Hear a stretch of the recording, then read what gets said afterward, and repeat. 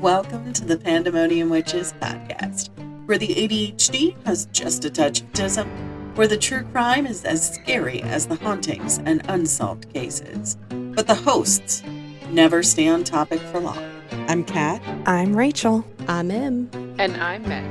Keep your arms, legs, and other extremities in the vehicle at all times, and enjoy the show. Morning. Bonjour. You didn't sound so sure about that. I'm so fucking tired. Did he keep you up talking again last night? No, instead he decided to play calisthenics. Oh, God. I don't All know. over the bed. I think he thought he was like an acrobat or something. You know? The gymnast. Welcome to Cirque de Fuck You. Circa, nobody gets any sleep. This is how bright we're looking. I'm still loving it. Emily hasn't seen it. She's coming on today. Yay! Yay! I have something prepared just in case, but I think you said you wanted to go today. Yeah, I got 2 topics we can do, so. Oh, sweet. Not what I wanted to do. Oh my God, is that a pumpkin shirt? So it's a... I love it! Give me 14 of them right now. But because boobs are so large, it just rolls up underneath my boobs so that it literally just looks like... Look, Josh bought me a crop top. I love this man. I love this man. He bought me a crop top.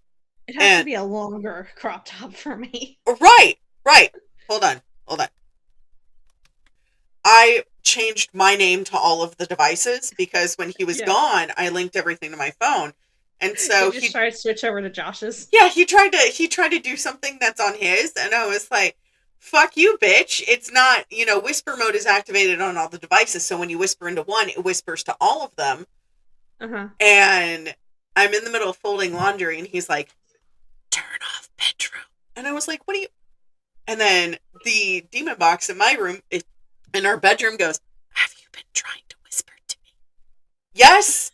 I am folding laundry, and I hear this demonic voice in the corner going, are you whispering to me? No, bitch! No! No, I am not. I don't know whatsoever. I don't know how he changed it from the male British one to the female Alexa one, but I don't... Oh, man. I was like, where is my male British voice? I don't see it. Or hear it. What else? Oh, you're caffeinated? Good. At least one of us is. I'm still working on my coffee. But I had tried to type in caffeinated and my phone went carbonated. And I didn't catch it until after I hit send and I went, Nah.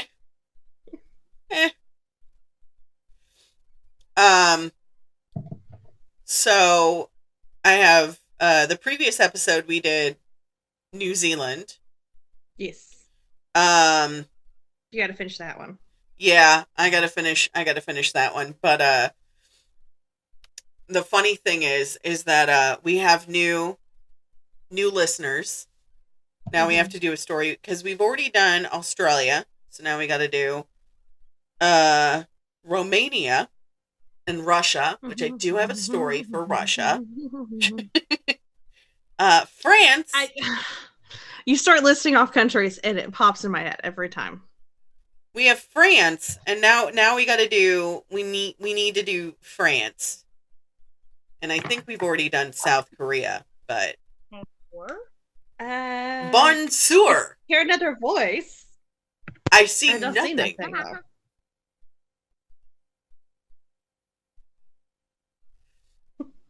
What did you send? Witches of Kamala. You'll need some brooms to sweep. Yes. I'm just scrolling through Facebook and it pops up, and I was just like, okay, Oh, that was bright. Oh, that is very bright. Hello. Good morning. Good morning. with Aw, it's with my pole. Sekhmet. Did you guys hear his? No. It was just a very quiet one. It broke my heart. Aw. Oh, hello, friend. Hello. Hold on. He's like, you have invited me to this chat. I shall join. Hold on. I should probably get my water. That would probably be a good idea. You should probably also speak up because all of our audio is like this and your audio is like, Can you hear me now? yes. How about now? Ow. Fuck off. Jesus Christ. Let's not do that one. Let's not say that we did. How about that? Here, how about I meet somewhere in the middle? How's this? Ah, that's perfect. That's better. That's great. Rachel, Okay, same do with I- you. You have to speak Do up I a little want to louder. be a civilized human and drink from a cup, or do I want to be a heathen and drink from my gallon? I mean, gallon jugs are good. Get your fluid in Okay, let me. from the get-go. Is that better, Kat? That is, yeah, because now you're actually, before it was like, I moved my mic closer. well, my mic is like, so camera is here, mic is here. So it's like a foot away from my mouth. Okay, guys, I got my water bottle. It's not even a gallon, it's actually 2.5. So my husband got that Sweet Sweat, the wrap that they were talking Ooh. about. So he wore that when we went on our walk last night, and his entire torso was just drenched. Oh, I bet he smelled nasty. Listen, all right, hold on. I gotta. Rachel just sent we're me having trouble a picture opening it. of just balls to the walls, just balls deep in that fucking gallon bottle.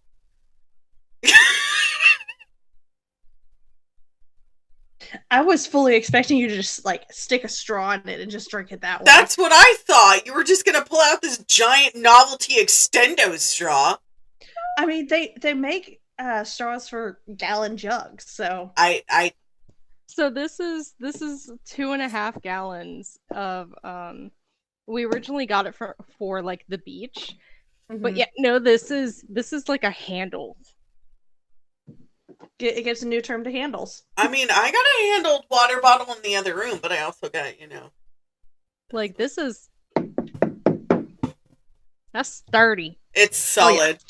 So Rachel, oh Jesus, I rated a 3. Good morning. Definitely do better. God. Good morning. Good morning. Oh, Will acid reflux come up with that too? mon petit. Josh got me it when he was on his way back. Does he actually glow in the dark though? Yeah. Okay, good. I walked Sometimes they say glow in the dark, but doesn't actually glow in the dark. No, It's just it that paint. glows in the dark, but it doesn't say it on his butt. So Why are you looking at Oogie Boogie's butt? it's got voyeur? the numbers on the bottom, but this one has the fully turnable head. So I think we need to strap in, hydrate, and get ready to dihydrate. What's the too long didn't read for today? Bless you. Excuse me. Hydrate or die straight? Never. Who wants to do that, I know, especially in Sam. this economy? I know. Who can be monogamous in this economy? You need at least a 6-person polycule. I can be monogamous in this economy because if another bitch tries to come up to my husband, listen. You could be monogamous in this economy. Do you know why? Because you have TRICARE. Valid. The rest of us. The rest of us are struggling. All right. Well, if any of you bitches try to come for my husband, just understand. I was about to say, I would move in and just be a fully functioning roommate, so. I mean, fair. Respectfully, skeletons are not my type. Listen. He ain't that bony. So anyways, Rachel, what are we talking about today? So we're going to talk about a murder house. Murder house? Okay, is it like the bed and breakfast one that I did? I don't know. What bed and breakfast one did you do? Oh, you weren't there. That's right, because you were sick. I covered a story with Meg where you can't actually sleep in the beds. You can sleep on them, but they have the original bedding from the 1800s. Oh, I think I listened to that episode. It is, and I was just like, why do you have to bring your own sheets? And then that sparked the discussion. Sleeping bags, not sheets. Sleeping bags. Yeah. About how she slept on a train caboose and her best friend had booked it and didn't fully read the information on it, that they had to bring their own stuff to sleep on it. Ew. There was cushions, nothing else. I mean, that sounds like amazing, though. It was right next to an active train line, though, so they didn't get very much sleep. Oh, you kidding me? That it feels like that would be the best sleep ever. And that the door didn't lock, so there it is. There it is. There it is. Can't.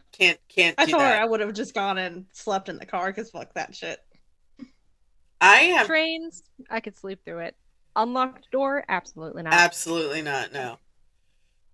Anyways, so this takes place in Iowa. Iowa? Yes. I don't think we have any listeners from Iowa, but if we do, hello, Iowa! Woo! No. So this is a little town called Villisca. Villisca? Okay. Yes. The home is now known as the Axe House because of the murders. I have it stuck in my head. As in, hatchet axe. Like hatchet. Not ASK. I mean, it's not like it's going to ask you a question. I mean, they might, but it's still very much haunted. No, ma'am.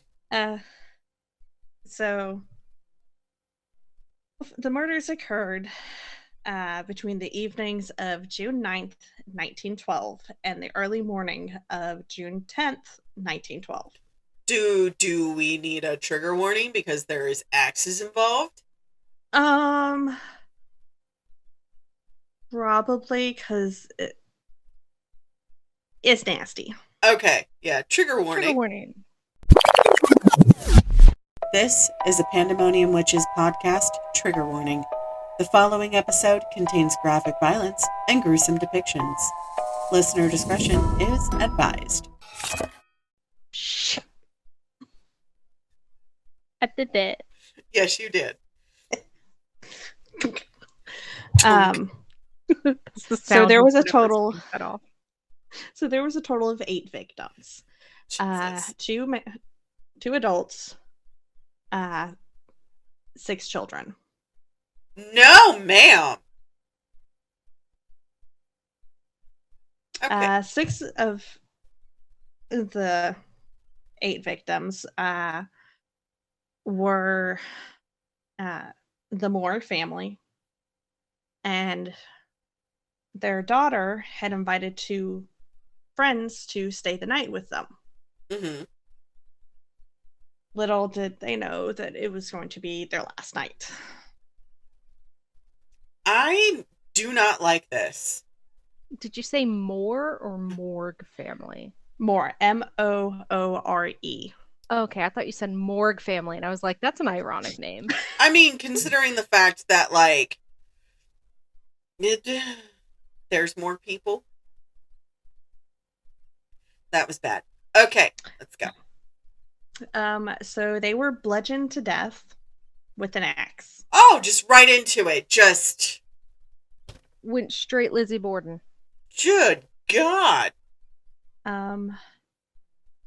There were several suspects that were uncovered during, the lengthy investigation, and one was even tried twice.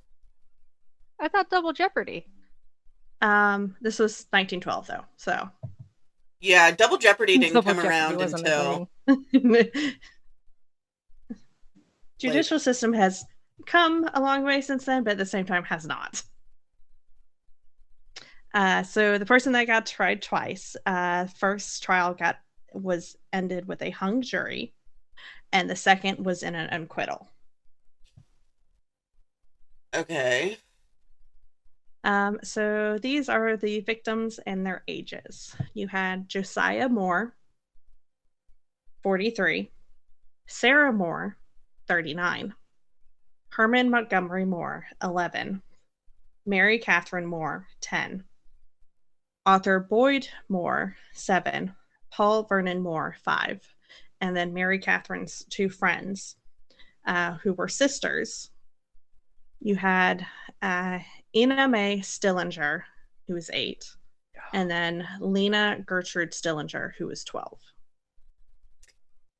I Funny would never thing. understand people that go after kids. Right. That's not the funny thing. Funny thing is, my great grandma, her name was Gertrude. Interesting. They used to call her Gertie. I'm dead serious. And Mom sent me one of her notebooks, one of her books, and I found out it's like $200. Oh, that was the book that you sent. Yeah. Damn. The other book she sent me is worth $3,000 Oh. because it's a first print. Hey. I ain't selling that shit, man. It's just gonna keep going up in pricing. Right. But anyways, please don't steal my books. Anyways, so the Moore family, they were very well known and very well liked. Mm-hmm. And it was, Villisca is a very small community. Ina and Lena were invited to stay the night by Mary Catherine, and the Moores had supposedly had talked to,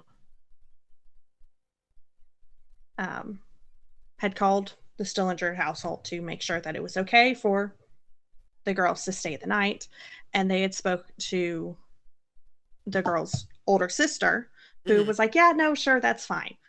I think she was like 17 or something, so she was like, yeah, sure, no, that's fine. Yeah, she was an adult. It's fine. Yeah. So the Stillinger girls and the Moore family attended the local Presbyterian church, and they participated in the Children's Day program that Sarah coordinated. The program ended around 9:30 p.m. Okay. The family and the girls walked back to the house, arriving between 9:45 and 10 p.m. So kind of late, but they're like, it's fine. The girls are just going to sleep over. Right. They'll make it up. Yeah. I mean, it's summertime, so they don't have school the next day. Mm-hmm. So the sisters, the Stillinger girls, were a member of a wealthy family who lived on a large farm about 7 miles outside town. So that made sense why the Moores were like, hey, just spend the night with us. We'll take you back home in the morning. Because that time of night, traveling out several miles outside of town, really don't have you don't really have streetlights. Right. I mean, that was back when they were using, like, candles and they're gas using lights. Gas lamps. Right. Yeah. They're using gas lights. I mean, they were. I hate it. Oh, man. So it's unclear if the family and I'm just going to call them victims throughout this, because doing the family and the girls, they were all victims. Right. It's unclear if they ate or drank anything once they got back to the house. Sarah had put up a twin bed in the downstairs sewing room, so Mary Catherine, who was their only daughter, had her own room. So the Mary Catherine's friends were going to sleep there, and then Mary Catherine was going to sleep on the floor in her brother's rooms upstairs. Mm. You can't fit 3 girls in a twin size bed, so I beg to differ. not comfortably. I've done it. I have Anyways, 7 girls in a 10 by 10 room. We don't want to talk about what orgy you did last week, Emily. We're talking about the podcast. I was 15. It was a sleepover. 2 girls slept in the closet. Oh. Thinking back, that makes a lot more sense. Oh my god, it does. Because then they came out of the closet. Anyways, so Mary Catherine just bunked on her brother's floor, which the room was right next to her parents. So it was fine. So jump forward to about 7 a.m., June 10th.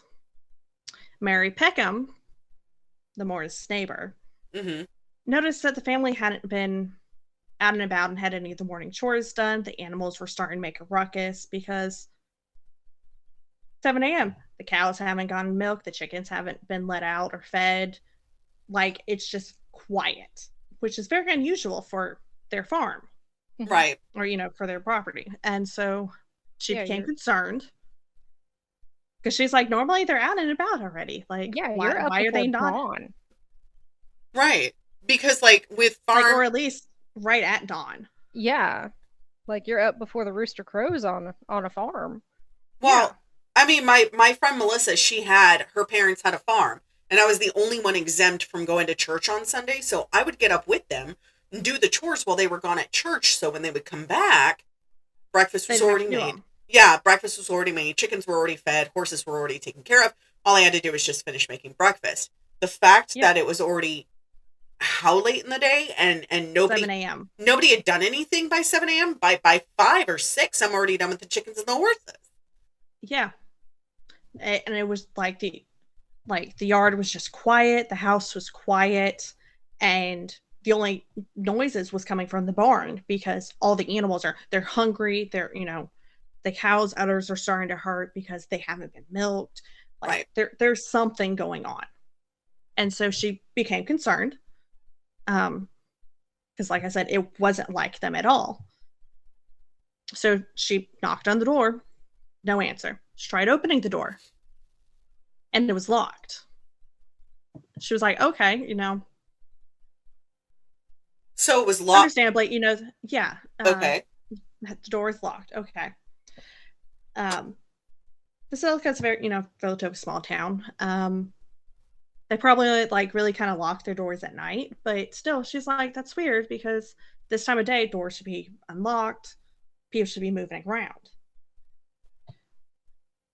So she then decides to, I'm going to go ahead and let the chickens out and start some of their farm chores, their morning chores, and, do some things. And then she called Ross Moore, Josiah's brother, and was like, hey, this, is there anything going on with, your father? That's why, your brother's family is not at their house. Like, it's dark. It's, it's not like them. Is anything going on? And so because Ross's wife had answered, she's like, no, everything should be fine. Let me send Ross over, and we'll figure out what's going on. And so Ross, like Mary, didn't get any answer at the door, and he shouted, like, kind of, calling out to the windows, like, okay, maybe, something happened.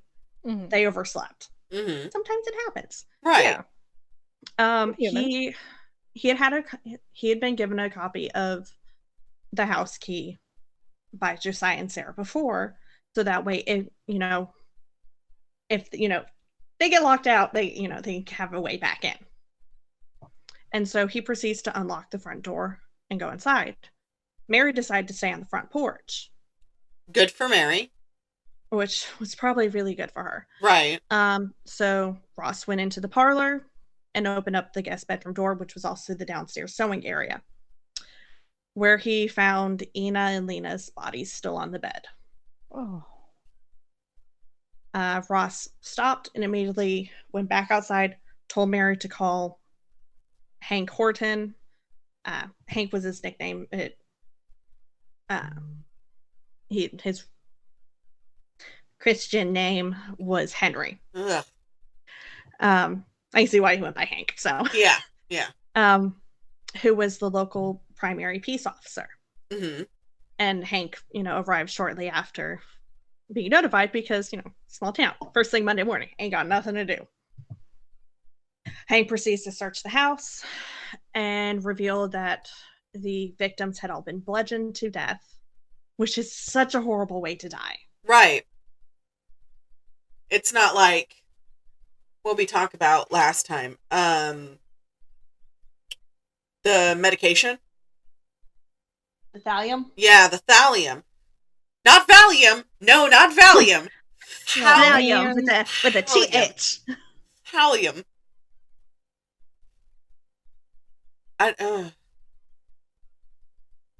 So Hank determined that the axe belonged to Josiah, and it was found in the guest room where the Stillinger girls were found. So Hank immediately, calls in reinforcements. Like, okay, we have something major here now. Right. It is more than just me. Right. We need the big guns. Right. So called in, local doctors, coroners, whole 9 yards. Right. And the local doctors concluded that the murders had taken place between midnight and 5 a.m. because that's the best they could determine. Right. Also was found was 2 spent cigarettes in the attic, which they suggested the murderer had waited there patiently until the household was sleeping before starting his murder spree. Oh, I don't like that. I don't like that at all.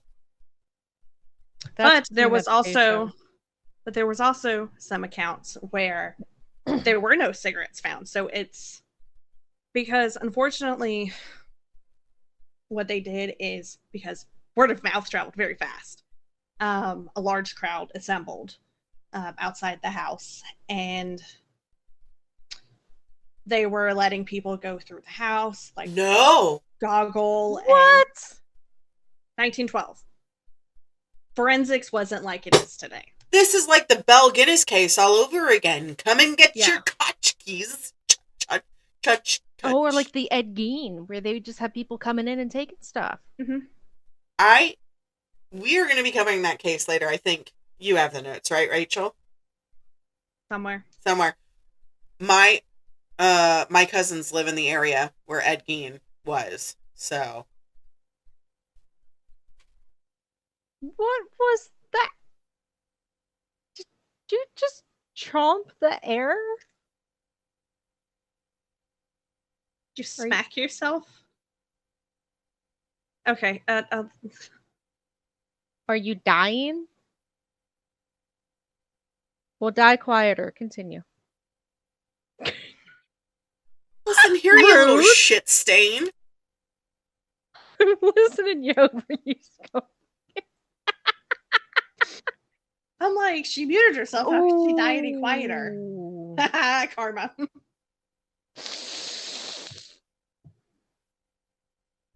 I don't know which one of you bitches has their period, but it's not me. It's not me. Not me either. Nose goes. Is it you, Tear? Oh, I'm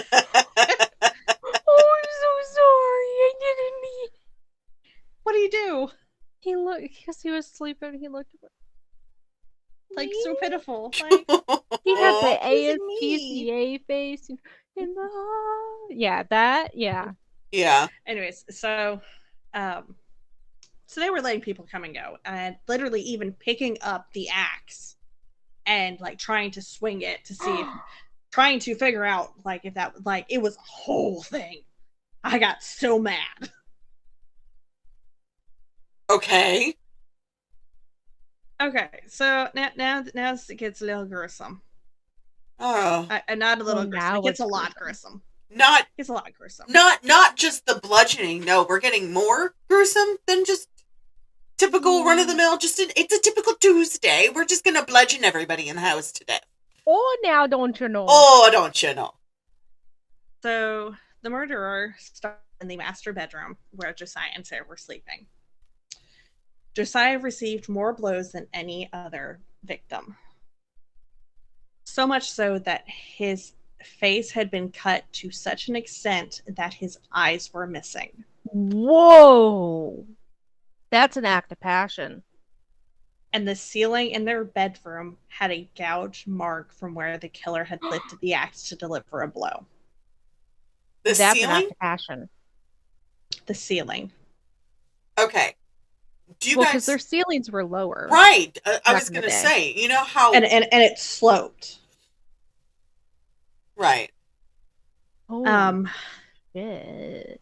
Josiah and Sarah were the only two that were killed with the blade. The rest were killed with the back of the axe where it was blunt. So it wasn't quick. They were bludgeoned to death? Those poor The children were bludgeoned to death. I can't. Ugh. If I ever find And that's why, well, because bringing up the axe, blade up, that's why there was a gouge mark in the ceiling from the blade. Because he was using the opposite side. Because he was using the blade side for Josiah and Sarah. Those poor kids, they had to be so scared. Right.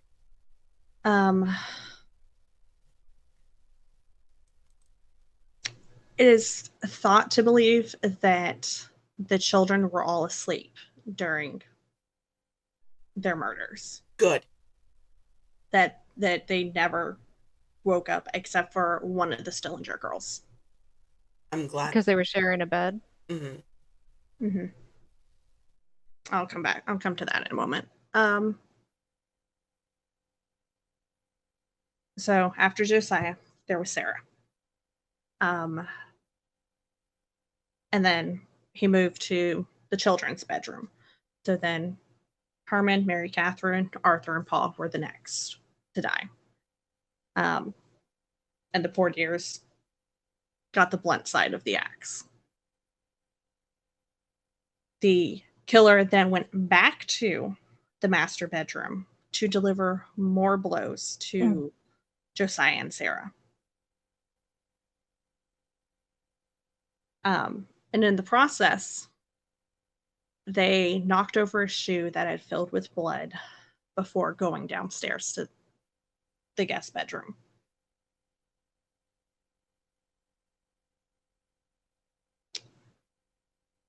And so because they did that, they had a footprint, but of course, at that point, by the time they realized, forensics realized they had a footprint, other people had been stomping around Through the house. Yeah. But also at that point, shoes they didn't have the custom soles like we do today. Yeah. So even if they had a very explicit print, they would just have the size to go with it. That was it. Size and width. That was it.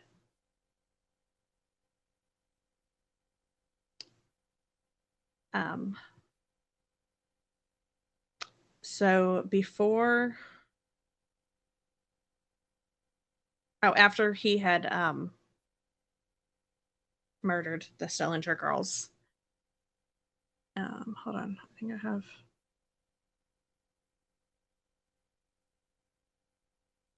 I threw this together and was like going back and adding stuff in. I mean, I do that too. So I completely get it.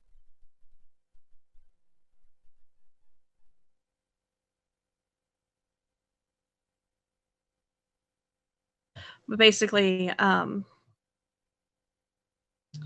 one of the girls, one of the Stillinger girls, had defensive marks on her. Like she had woken up and was trying to protect herself, and so she had wounds on her arms. Unfortunately, it didn't save her because it's an axe, but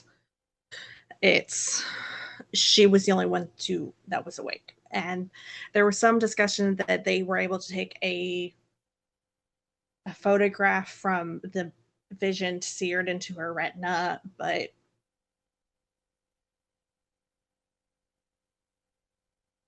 yeah, like it's They pulled like a Wild Wild West shit. yeah, kind of, but of course, it didn't really work. Oh. Because it was dark, so didn't really see much.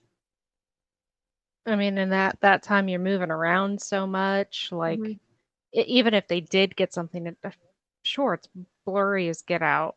Yeah. So after he committed all the murders, he proceeded to walk around the house and covered all the mirrors, made sure all the windows were drawn and closed so you couldn't look in. Crazy thing is, taboo back in the day. Covering all the mirrors is what they would do for wakes and funerals. Yeah, but they would keep the windows open so they would have a place to go. He had closed all the blinds, and on the two windows without them, he draped pieces of family clothing to make sure nobody could look in. So, can I tell you the superstition about the mirrors? Probably. Isn't it so they don't get trapped in the mirrors? And then you open a window so their soul can leave. Right. So, in Brujeria and in Latin and Mexican culture, during the month of October, Emily remembers this very vividly. All of the mirrors are covered from sundown to sunup. So I would get ready in the morning and do my makeup. No mirror, no nothing, do my hair. And I would look at Emily and be like, is it cohesive? Am I fine? And she would always tell me the truth. And one day she wasn't awake.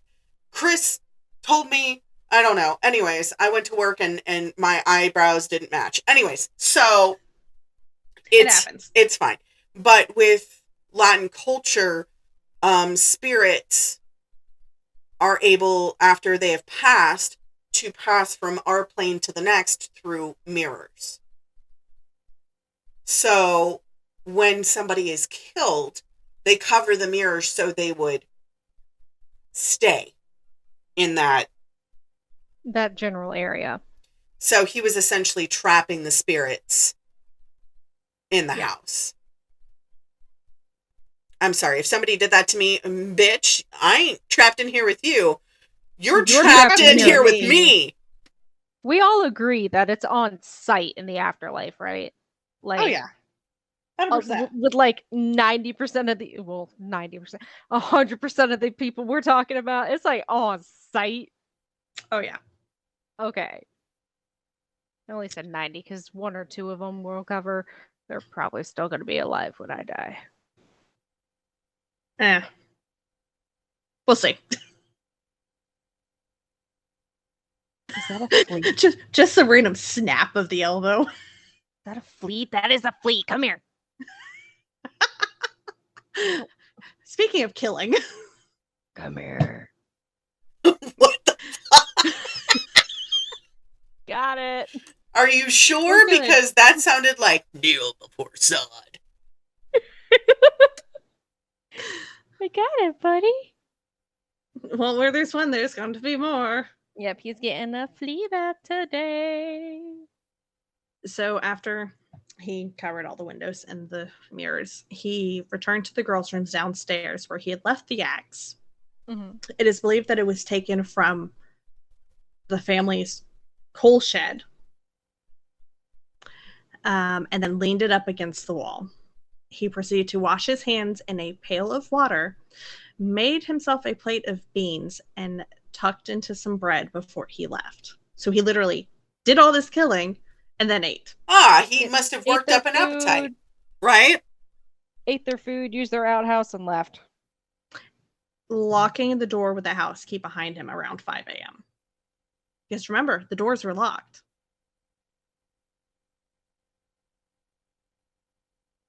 At one point, a 4-pound slab of bacon was taken from the family's icebox and was laid next to the axe.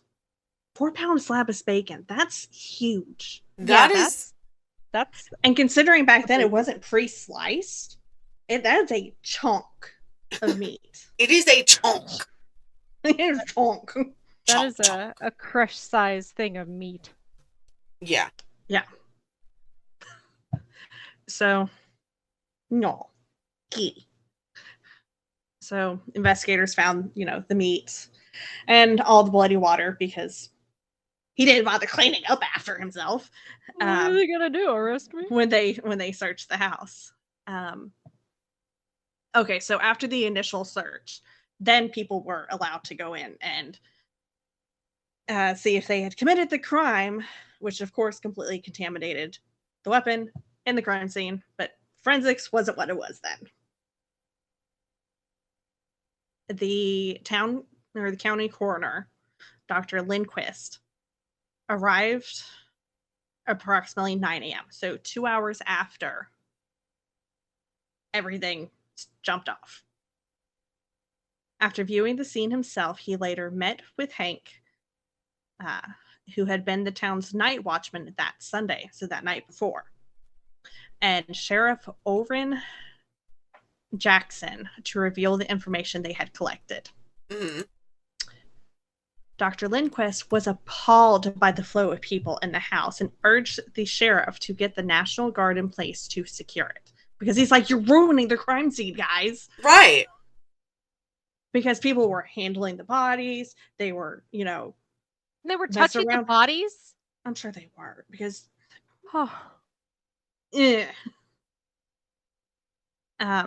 the state's armory was located in Villisca, and the National Guard secured a perimeter around the house by 10:30 a.m., an hour and a half after the coroner arrived. So, by this point, any kind of evidence the coroner might have gathered is gone. Between people picking things up, walking off with items. Whoa. And because they're like, oh, this is cool. This is nifty. I'm going to get a little souvenir. Yoink. I've always wanted this from them. And, they told me, I heard her say she would donate it to me. So, yoink. Yeah, ridiculous. I hate it. A local druggist, pharmacist, not druggie. Thank you for clarifying. I was gonna say, a druggist, as in pharmacist, apothecarist. People, not druggist, whose side hobby was photography, showed up to take photos, but he was dismissed and told taking photos was too ghoulish. What the fuck was he supposed to do? He was going to, if they had let him in, and he could have taken photos of the crime scene, and then they could have, gone back, and it could have been evidence. Right. And no, it was too ghoulish. Were they? But I think they were the ones who were bludgeoned. No, hold on. Hear me out. Because they don't have any brains left to understand that that's not... I'm mad. But he might have had an economic motive because many drugstores did sell postcards of crime scenes at the time. Wait, so hold on. No. Stop. Let's just rewind. What? Crime photos? Yeah, crime photos. They would make them into postcards and sell them. So Val Gunnis's crime scene, or like what was left of the crime scene. Finch, like Geen, like they're like, oh, this is cool, this is nifty. If we're gonna make a postcard out of it. So on one hand, he might have had good intentions, but the other side might have been, for the money. 2 for the show, 3 to get. Sorry. Although Dr. Lindquist called members of the coroner's jury together in the late afternoon, it was several hours later before they entered the Moore home to view the bodies. After 10 p.m., Dr. Lindquist then called County Attorney Ratcliffe to finally give permission to the undertaker to remove the victims. Oh my God. And this was in June. There's no air conditioning. So the bodies were just there all day. How? All day. That is. The smell, I could not even imagine. In June, granted, it's in Iowa, but still. Doesn't matter. That smell sticks with you forever. I will never get that smell out of my brain from the time that I helped my friend cover at the morgue. Nope. Yeah. The fire station had been set up as a temporary morgue, and it was close to 2 a.m. before all the bodies had been transported there. No. I mean, I can understand the fire station because they probably have like a lot of sawdust. Right. And so they could just kind of throw it down to absorb the smell. Yeah. The smell and the liquid and everything.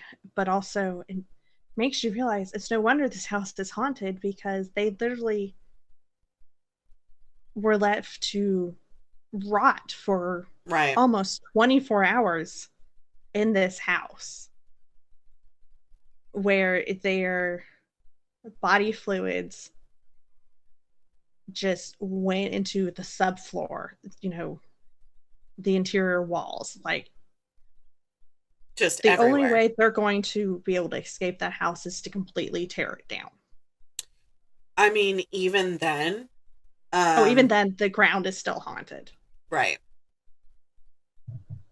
But at least getting rid of the house might give them some kind of closure. Some little bit of resemblance of closure, yeah. Yes. Here's my notes about the Stillinger girl. Investigators believe that all the victims except for Lena had been asleep when murdered. They thought that she was awake and tried to fight back, as she was found laying crosswise on the bed with a defensive wound on her arm. Lena's nightgown was also pushed up to her waist, and she was wearing no undergarments, leading law enforcement to speculate that the killer may have sexually molested her or attempted to do so, but this was later proven false. But still, the fact that she was found no undergarments, because with people coming in and out of the house, they could have moved the body and made it so she was like that. Obviously, like, not laying crosswise, and obviously, offensive wound, but with no undergarments and her nightgown pushed up. Because they could have. People are sick. They are sick. So in the barn, investigators found an imprint in the hay next to a knothole, where they believed the killer had observed the family for some time. Okay, so for those that don't know what a knothole is, a knothole is basically the hole in the wood. It's not.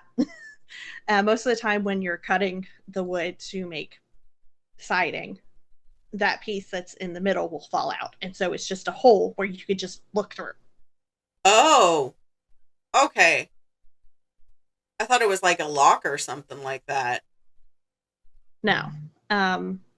Like, some people do end up using it as a lock, but a lot of times, like, if you're just, especially for a barn, it'll just create some airflow. Right. So they'll just leave them open. But some places, especially if it gets really cold and stays cold for long periods of time, they'll put something in the hole to keep the warmth inside the barn.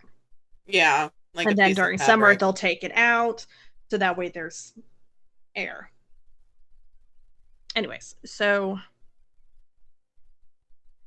investigators thought, he'd been laying in the barn watching and observing the family, getting their comings and goings, seeing, okay, this is their pattern. Trying to figure out the best Yeah. plan of attack, as it were. Investigators believe that he entered the house via a window that was left unlocked, or the unlocked back door, and hid until the family returned from church. Because it's a small community, they don't lock doors until like at night, and that's just to keep outside animals out.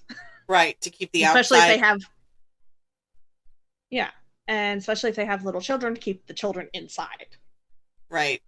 Otherwise, during the day, they're coming and going. It's just easier to keep it unlocked and keep the door. Most of the time, they kept the door propped open. Right. Or if they had a screen door, they just had the screen door in place. I mean, that's what I did at the old apartment. Is I had this screen door. It didn't close all the way, but I mean, like, it had A little hook. a little hook on it, and you couldn't, from the opposite side, you couldn't get in. Yeah. Because it was so far in that you wouldn't be able to Just kind of slide something in and unhook it. shut up. Emily found the postcards from a different scene. Ah, okay. She muted herself and doesn't know how to unmute. Murder Room Historic Walker Tavern, Brooklyn, Michigan. And then I found another one. That's a thing. Yeah. Yeah, here's another one. These are on Fleabay. Yeah. Absolutely disgusting, guys. Whoa.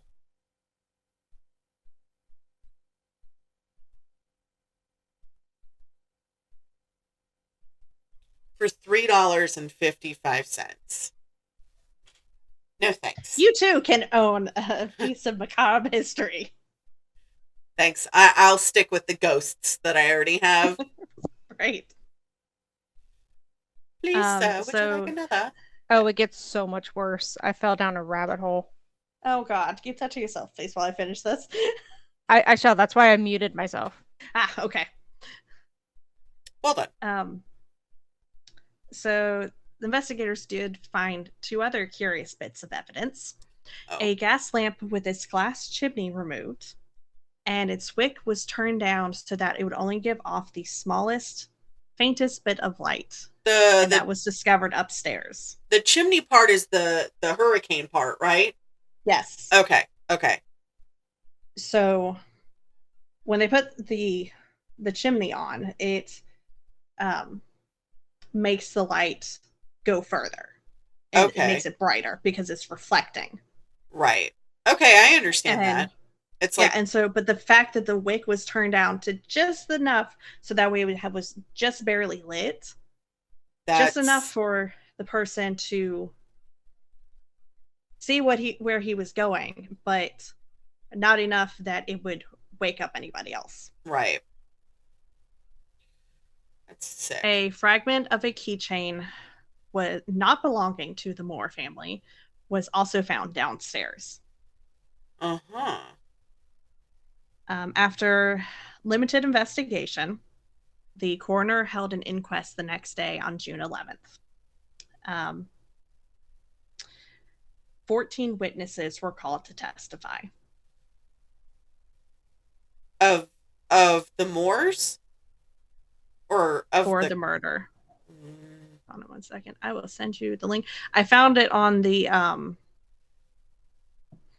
because of course there's a website for the Villisca Axe Murder House that has a whole bunch of history and stuff on it. Oh, great.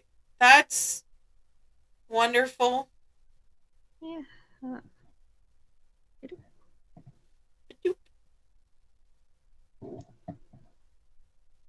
I wasn't going to go through and list all of it because it was a lot.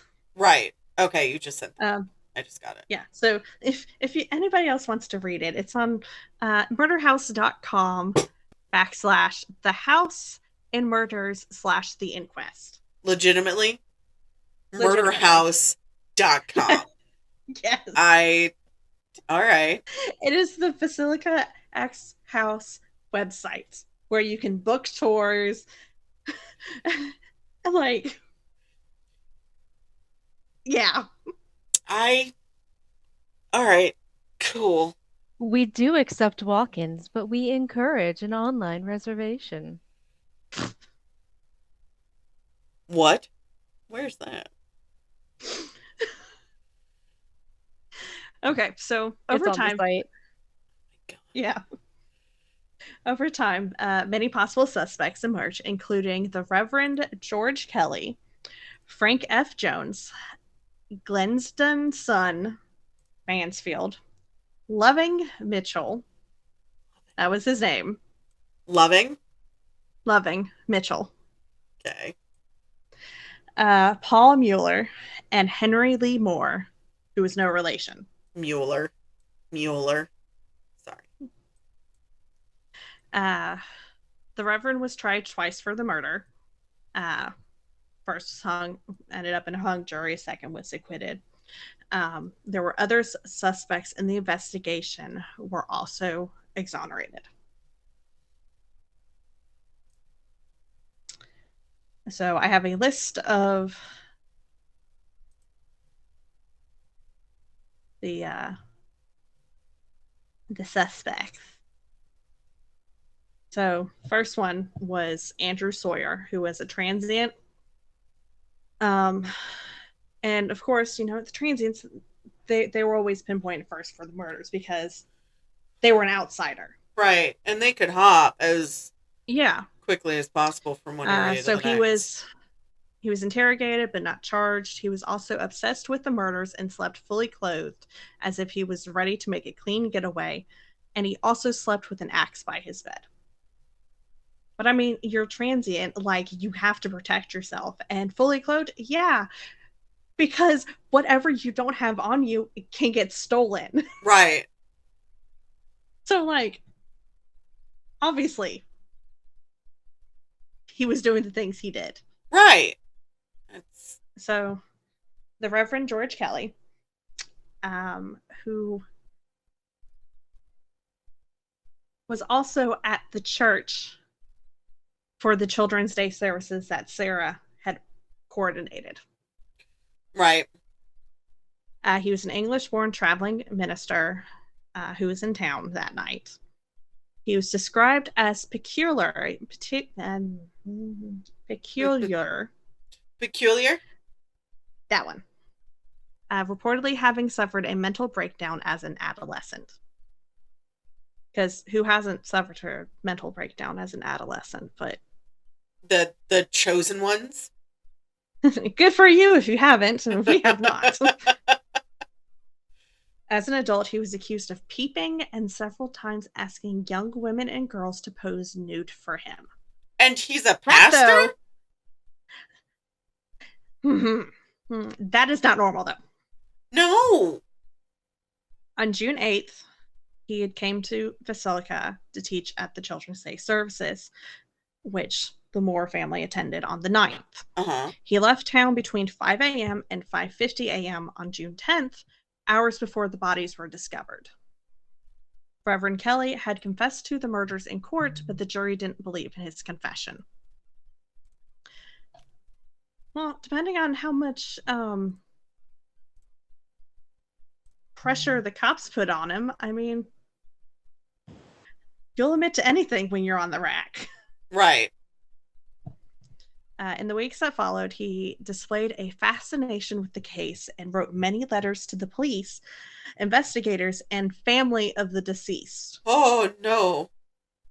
The aroused suspicion, and a private investigator wrote back to Reverend Kelly, asking for details that the minister might know about the murders. Kelly replied with great detail, claiming to have heard sounds and possibly witnessed the murders. His known mental illness made authorities question whether he knew the details because of having committed the murders or was imagining on his account. There are several questions I have, but keep going. In 1914, so 2 years later, he was arrested for sending obscene material through the mail. He was sexually harassing a woman who applied for a job as his secretary. I believe my questions have been answered. Thank you. He was then sent to St. Elizabeth's Hospital, the National Mental Hospital in Washington, D.C., and investigators speculated again if he could be the murderer of the family. Okay. 3 years later, in 1917, he was arrested for the murders. Police obtained a confession from him. However, it followed many hours of interrogation, and Kelly later recanted. After 2 separate trials, he was acquitted. Again, like I said earlier, you'll say anything you have to get off the rack. Right. I mean, he might not have been guilty of the murders, but he was guilty of a whole lot of other things. Yeah, he was just... He wasn't innocent by any means, but he was a terrible human. Right. So then you had Frank Jones. He was Villisca resident and an Iowa state senator. Josiah had worked for Frank at his implement store for many years before leaving to open up his own. Josiah reportedly took business away from Jones, including a very successful John Deere dealership. Josiah was rumored to have had a sexual affair with Jones's daughter-in-law, though no evidence supports this. So this is just kind of speculation. They're just like, you had a altercation with him, so maybe it might be you. Right.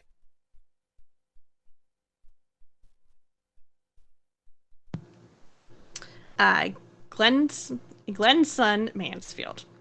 Another theory was that Senator Jones hired Mansfield to murder the family. 9 months before the murders, a similar case of axe murder occurred in Colorado Springs, Colorado. 2 axe murder cases followed in Ellsworth, Kansas, and Paola, Kansas. Mm-hmm. All of which can be got to by train.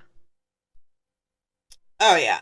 That's the case, which is part of the reason why a lot of the people that were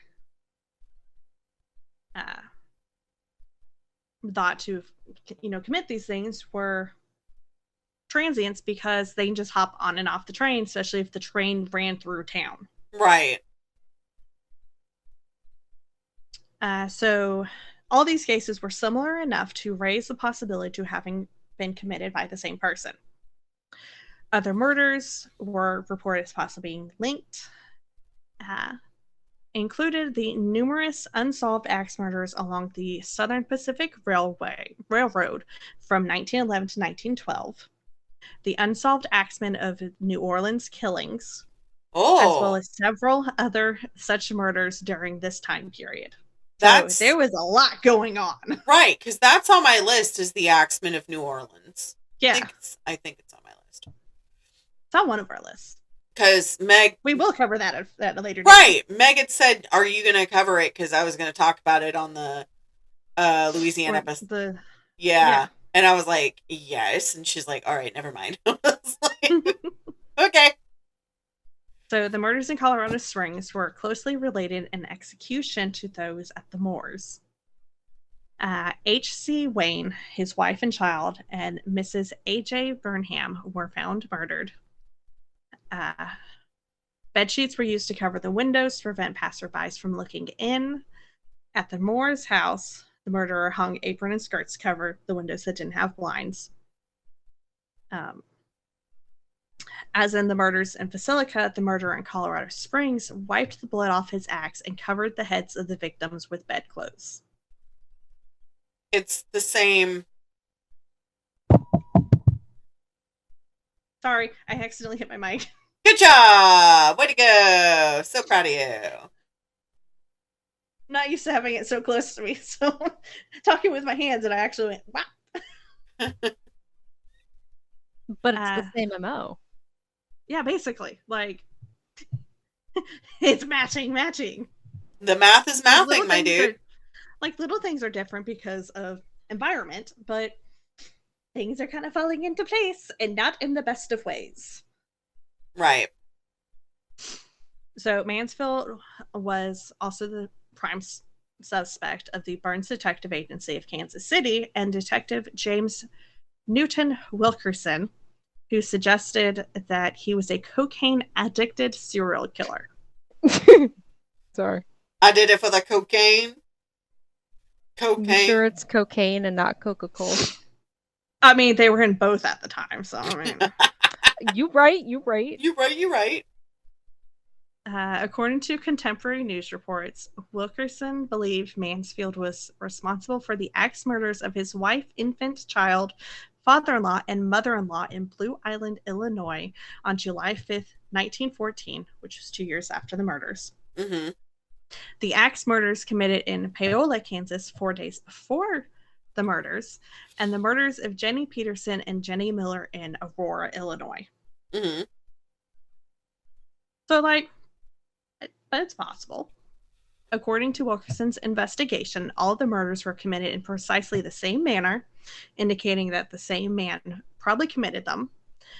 He also stated that he could prove that Mansfield was present in each of the different crime scenes on the night of the murders. And in each murder, the victims were hacked to death with an axe, and the mirrors in the homes were covered. A burning lamp with the chimney off was left at the foot of the bed, and a basin in which the murderer washed was found in each kitchen.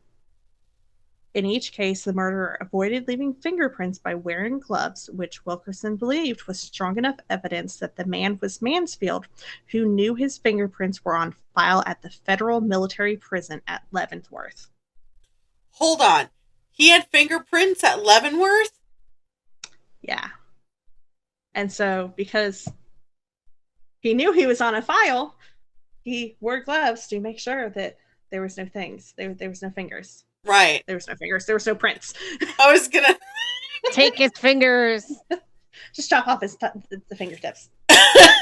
All he's left with his thumbs. Little nubbins. Just little nubbins. Full of nubbins.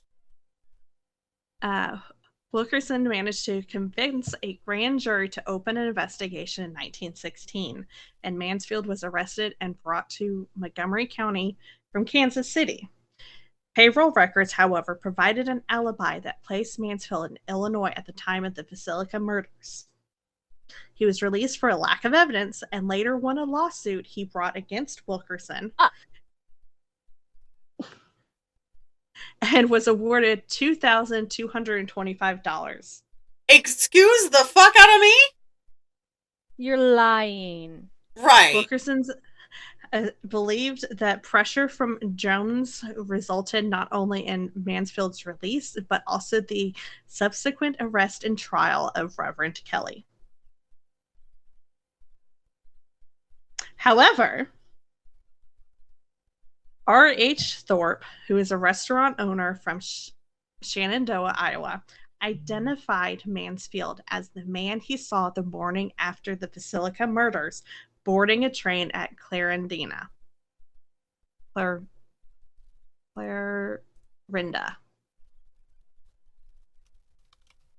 This man is... Do what? I said it's a tongue twister. It's okay. We got you. We got it. This man said he walked from Villisca.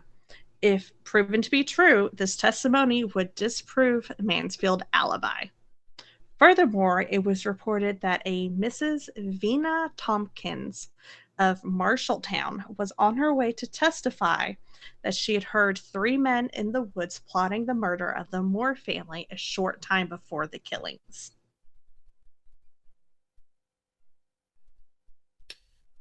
Was she in the woods? Either that or she's got some supersonic fucking hearing. I don't know. I think maybe she was like just walking and they were just kind of... She might have been like on...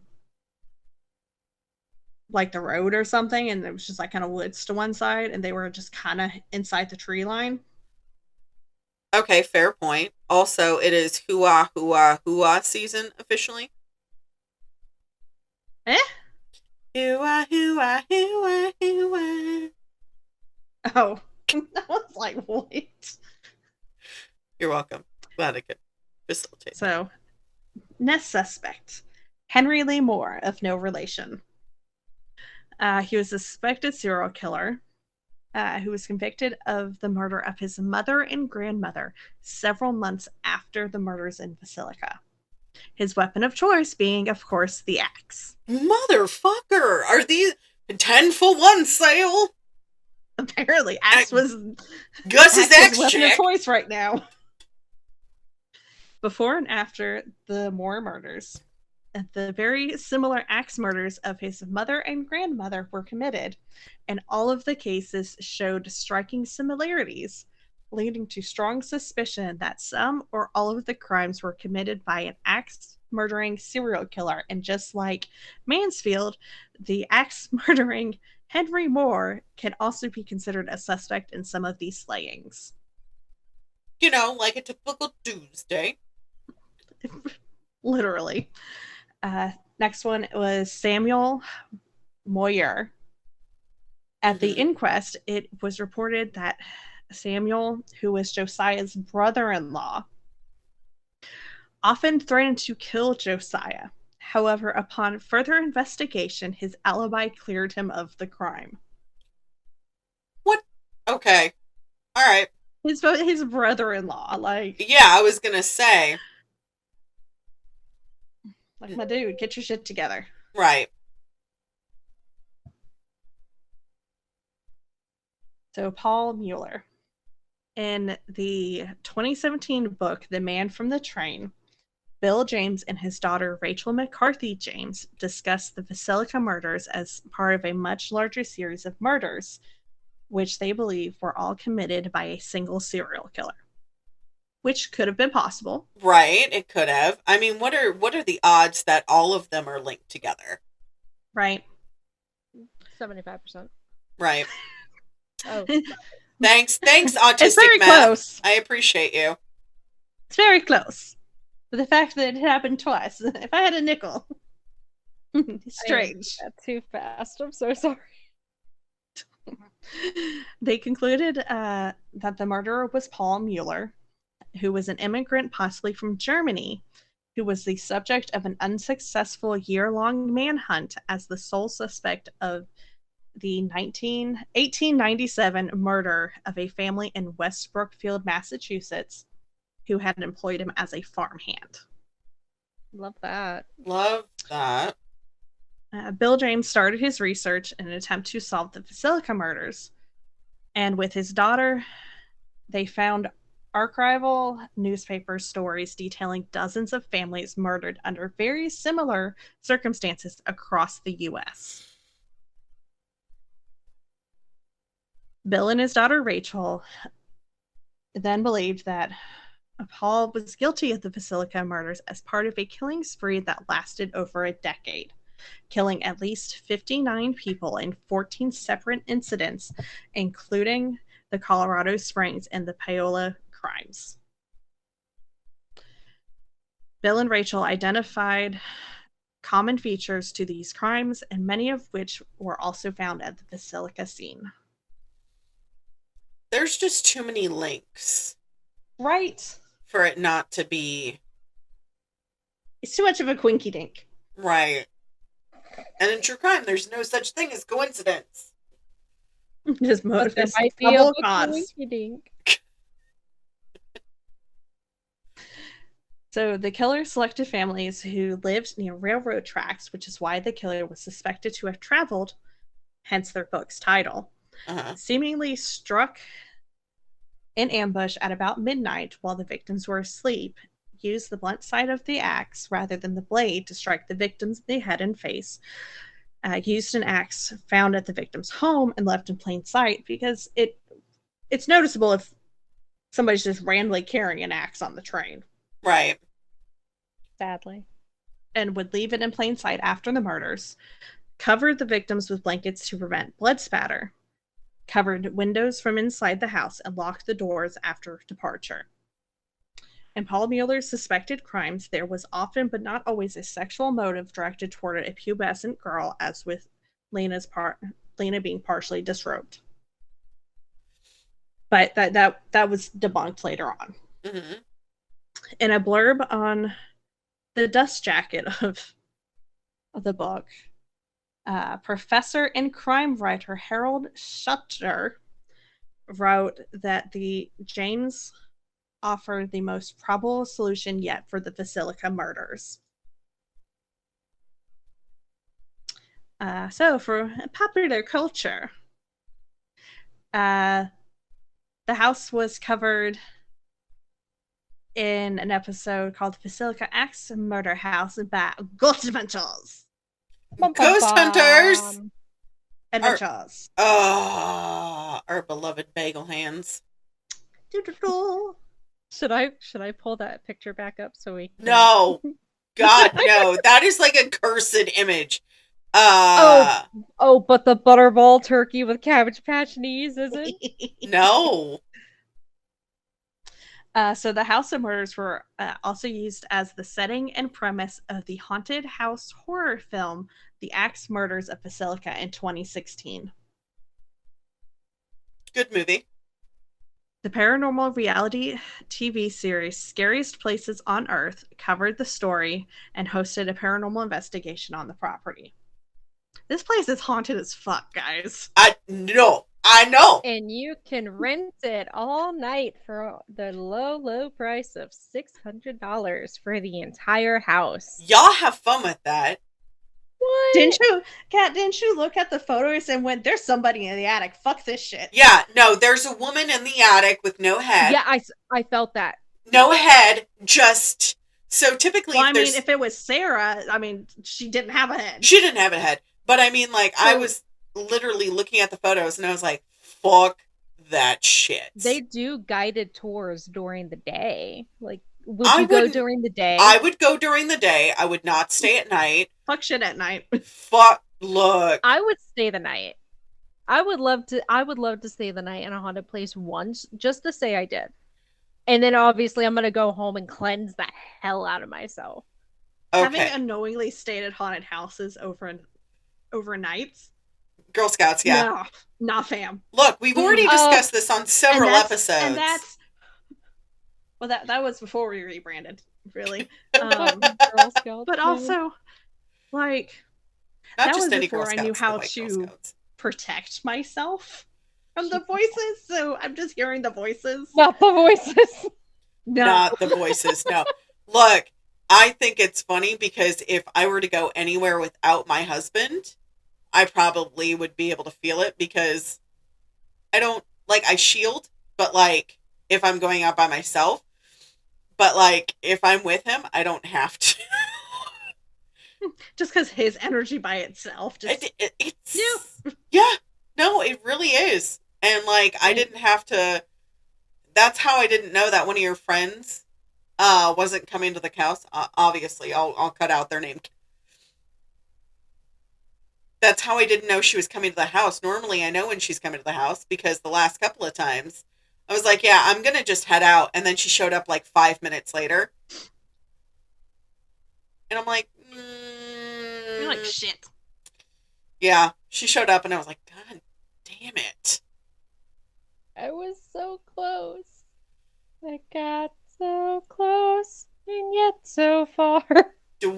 Why are we quoting Chester? Continuing on with, Yeah, let's keep going. So, let's see, it was Scariest Place on Earth. The case was profiled on the TV series Most Terrifying Places in America. Apt. The murders were also described in episode 16 of the podcast Lore by Aaron Mahnke. Good which is also podcast. A very, it's a good series. And now us. Most podcasts by Aaron Mahnke are fairly decent. Just shouting that out.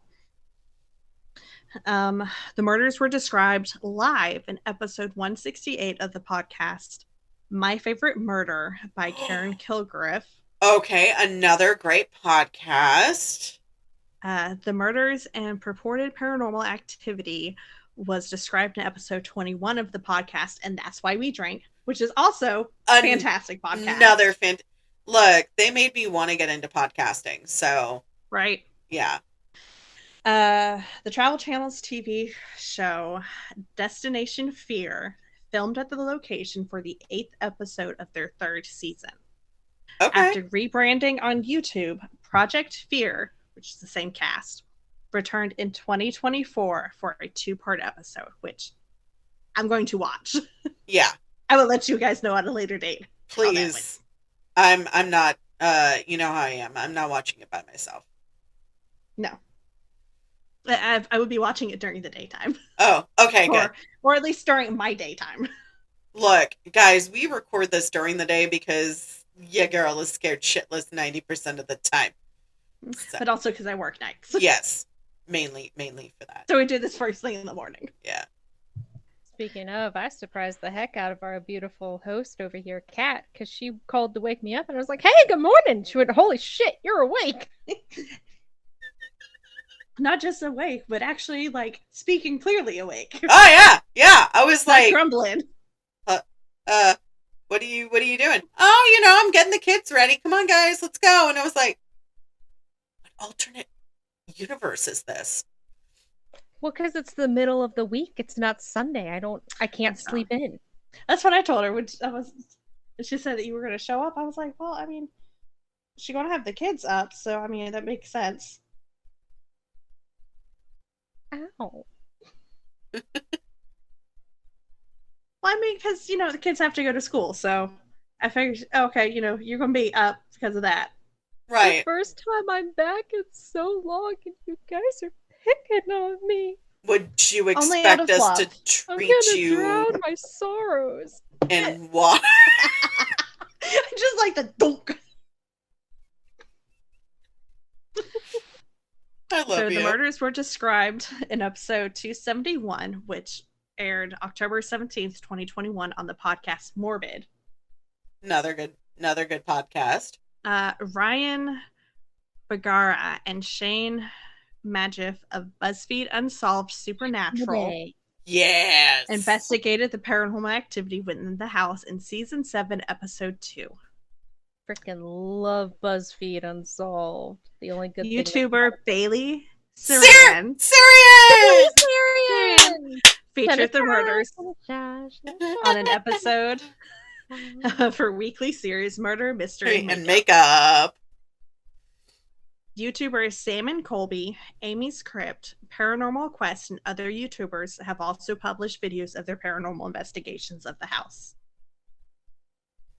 The murders were described in the episode of Who Committed the 1912 Villisca Axe Murders on August 3rd, 2017 episode of the Stuff You Should Know podcast. Another good podcast. And that's all I have for popular culture. Okay. On my link, I have a picture of the article in the Daybook printed Chicago, June 14th, which kind of says, kind of what happened. Right. Depicting the five of the victims in the house. And then below that, I have photos of the victims. Mm-hmm. Oh. Which some of the photos are not, I want to say up to date because it shows them as them being little, but it's 1912, photos were not a common thing then. And so the fact that they had photos at all is huge. But yeah, so that's the Villisca Axe Murders. Thanks. I hated it. That is an unsolved case to this day. So wait. They have all of this fact, right? That they could have got it on that one transient guy. But they couldn't get him because alibi, right? Supposed alibi, yeah. Oh, fucker. Yeah. I know where he can shove that alibi. Right? Well, I mean, I'm assuming he's in the depths of hell for other crimes he's committed, so. Because he did commit quite a bit of The fact that they crime. had his fingerprints at the military Leavenworth? federal military prison You on right. file. You right. He committed something. He committed something that's not got us set further down the line. Unfortunately, it wasn't probably for everything he did. Right. But yeah, but that's all I've got for this case. Well, thank you. I hated it, but I loved it at the same time. Thanks for that. Okay. I did too. You're the one that had to research it. I know. Doesn't mean I liked it. I know. Just because I do, it doesn't mean I like it. So we definitely I think for the month of October we're doing some extra spooky stuff. I think we're going to be doing some more haunted houses, cryptids. We are bringing on the lovely librarian. She has to let me know her schedule because we're going to be doing a topic that she loves, and yes. We're definitely going to be hearing from her about cryptids and all that fun shenanigery, you know? All that fun shit. Can't wait. I can't wait either. But until then, that was our show. Stay feral. Because just staying spooky isn't nearly enough anymore. Not in today's world. You have to stay feral to stay safe. Right. So, normally we would say stay safe, but traumatize them. Yes, traumatize the people, not just the men, because it's no longer the men that are the problem. So stay feral, stay good, and we'll see y'all next time. Okay, bye. Okay, bye. Bye. Next time on the Pandemonium Witches. Today we're going to be talking about a wonderful woman who could go right to hell. She was known as Missouri's first serial killer.